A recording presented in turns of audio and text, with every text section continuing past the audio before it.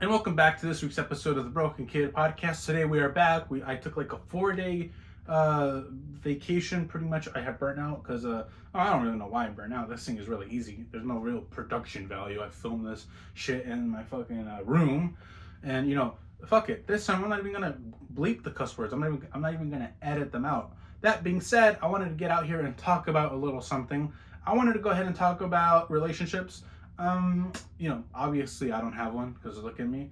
Second of all, they're pretty hard, and third of all, they lead to cheating. Not that I would, but just from my experience and what I've seen, if the pitfall is not cheating, it's incompatibility, it's money, it's lack of commitment. Anyhow, I'm gonna not be talking about that. Yes, surprisingly. I'm going to be talking about what happens when you're on the other end of the spectrum, when possibly there's too much affection. Now, you might be wondering, well, what's the issue with that? Is it public display of affection? Come on, go ahead, like it, Alex. Why would you be mad when you see public display of affection? It's like a free live porn show. No, that is not what I'm addressing. It is not PDA. And yes, of course I would love a free porn show, but that is not what we're talking about. What we are talking about is on the opposite end of the spectrum, is when you see people who are overly madly in love and they think they're in a movie. It's almost like they think they're in The Notebook. And in my opinion, everybody knows that The Notebook, people who think that that's a good relationship probably need to go into the corner with one of those cone hats, not like a KKK hat. I know some of you people do that, but more so, you guys need to really evaluate if you guys think that's a good relationship. But there's that couple who thinks that, man, when they walk in the room together, people think it's almost like they think they're Ryan Gosling and Blake Lively. And I like Ryan Gosling. I mean, damn, is she cheating on him? I meant Ryan Reynolds and Blake Lively, both Canadians though. But Ryan Reynolds and Blake Lively, they act like this couple tends to act like when they walk into the room, everybody gets sprinkled with like Cupid powder. Nobody cares. In fact, from my experience, these couples tend to be some of the most bland ass motherfuckers you'll ever meet. In fact, I know a couple right now. I used to.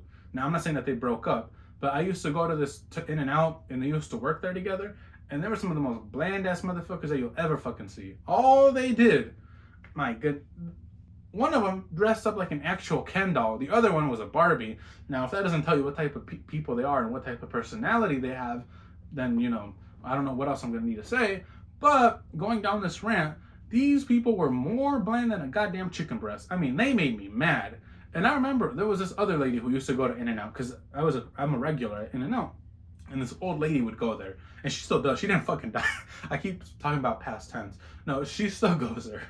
Anyhow, the thing is, she had this thing with them where she loved them and she thought they were fantastical. I didn't think they were in love at all. I didn't think she even used like a comparison and a structure of sentence. Like she structured a phrase like this: "Oh, if you see 100 girls here and 100 guys there, it sounds like a Diddy party. But if you see 100 guys there and 100 guys here, 100 girls and guys here, and you have to ask them, who do you think likes who?" She would say it's him. She would go on and use this phrase to me, and she said, if there's 100 guys here and 100 girls here, and somebody came to you and said, who would you have to pick out to say that they're together? This is the part that pissed me off. She said she said that she was with a friend, and that's what made her think of this like comparison or analogy. And they said, are they dating? Look, I don't think they're like the world's most affectionate couple. I just think that it's very, what's the word? I don't want to say juvenile, but it's very like adolescent like type behavior. And they're in their 20s. My issue with this is, come on, like, I'm not saying that flowers and like chocolates and, taking them on vacations is a bad thing, and it's not it doesn't illustrate your appreciation for them. But here's the thing. When you're rich and you're born rich, you tend to be bland. And here's the other thing. When you're rich, you also don't really know what real issues are. So you don't really get tested. So if you do get real issues thrown at you, you don't have anything to handle them because you've never been through trying times. Like all the people at the bottom, me included, welcome to the club if you ever become poor, And anyhow, that's what I'm going on to lead to. That these people, they don't have any personality, which is why they're together, in my opinion. That's why they're right. Because if you get somebody like Ryan, here's the thing about Ryan Reynolds. I feel bad for him because I don't think he deserved any of what happened. Because if you look at what he's doing, this guy's running more businesses than a goddamn than a drug lord. You know, he's got like a boat business, like for a boat racing business. He's got a soccer company. He just sold a share of Mint Mobile like a few years ago, and he did the same with his gin company. And if that doesn't tell you why he bought a gin company, it was probably because of his goddamn wife. And you know, this guy is out there doing good stuff. He's out there building businesses, and I don't think he's like this crazy wealthy. Like, he's wealthy for sure, but he doesn't come across as a typical businessman. That doesn't mean he's not. You know, he could be hiding it. But what I'm saying is, this guy is far in too deep. So my advice is, if you are somebody who has charisma, or you're kooky, or you talk a certain way, or you're outspoken and you don't care, and you're comfortable being yourself, and especially if you're weird, if you're okay being weird in public and in close quarters, you know, or behind closed doors, you need to find somebody who's going to be just like that, or who's going to appreciate it, or find it funny, or they're going to be your audience member, or they watch you, but they also contribute. You know, they also have to add to the funny. And this is why I'm saying that they're perfect for each other for all the wrong reasons, not for all the reasons. And that's when I see a good relationship, like a relationship that, you know, is rooted in modesty.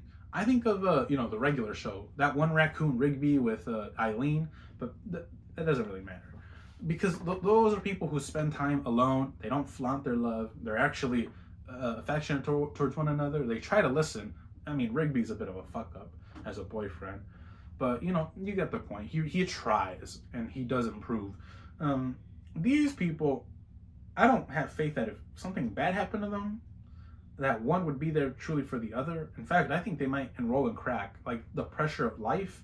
When life is ugly, there is real pressure. And that's when the more pressure you're put under in your life to ugly circumstances, and you can control your emotions and get through it, the stronger you get. Do I think these people are strong? Hell no.